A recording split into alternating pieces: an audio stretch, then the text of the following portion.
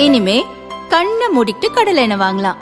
ஏன்னா மந்த்ரா கடலை எண்ணெய் இதயத்தின் தயாரிப்பு. வறுக்க பொரிக்க ஏன் எல்லா சமையலுக்கும் மந்த்ரா தான். மந்த்ரா கடலை எண்ணெய், அபார ருசி, ஆரோக்கியமான உடல் நலம். நாடு முழுக்க பல மாநிலங்களில் காலியாக உள்ள 37 ராஜ்யசபா எம்பி பதவிகளுக்கு வரும் 16ஆம் தேதி தேர்தல் நடக்கும் என தேர்தல் கமிஷன் அறிவித்துள்ளது. தமிழகத்தில் காலியாகும் 6 ராஜ்யசபா எம்பி பதவிகளுக்கும் அன்று தேர்தல் நடக்கிறது. வேட்புமனு தாக்கல் இன்று முடிந்தது. எம்எல்ஏக்கள் எண்ணிக்கை அடிப்படையில் திமுகவுக்கு 4 எம்பிக்களும் அதிமுகவுக்கு 2 எம்பிக்களும் கிடைப்பார்கள். திமுக தேமுதிகவுக்கு 1ஐயும் காங்கிரசுக்கு 1ஐயும் கொடுத்துவிட்டது. மற்ற 2 இடங்களுக்கு திமுக சார்பில் திருச்சி சிவாவும் பேராசிரியர் கான்ஸ்டன்டைன் ரவீந்திரனும் வேட்பாளர்களாக அறிவிக்கப்பட்டனர்.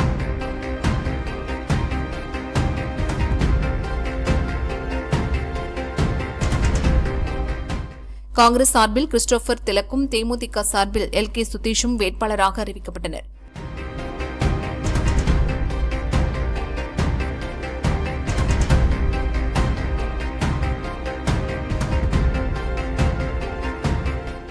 அதிமுகவுக்கு கிடைக்கும் 2 எம்பி இடங்களில் 1ஐ பாமகவுக்கு ஒதுக்கியது.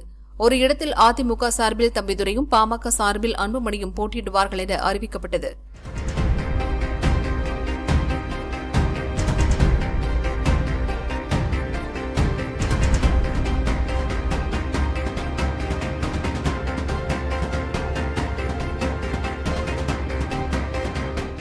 காலி அதிமுக வேட்பாளர் தம்பிதுரை, பாமக வேட்பாளர் அன்புமணி ஆகியோர் தலைமைச் செயலகம் வந்து வேட்புமனுவை தாக்கல் செய்தனர். பழனிசாமியுடன் வந்து தம்பிதுரை மனு தாக்கல் செய்தார். அதிமுக பாமக நிர்வாகிகளுடன் வந்து அன்புமணி வேட்புமனு தாக்கல் செய்தார். இதேபோல் திமுக சார்பில் போட்டியிடும் திருச்சி சிவா, கான்ஸ்டன்டைன் ரவீந்திரன் முதல்வர் ஸ்டாலின் முன்னிலையில் வேட்புமனு தாக்கல் செய்தார்.